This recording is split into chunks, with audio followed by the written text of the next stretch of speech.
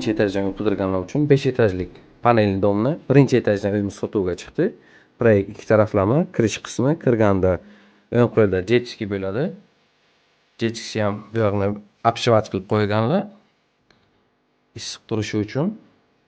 Tak, chap qo'lda anchagina katta kuxnya qismi, ozgina перепланировка qilganlar, sanuzullarni boshqa joyga ko'chirib, bu yoqni katta kuxnya qilib qo'ygan.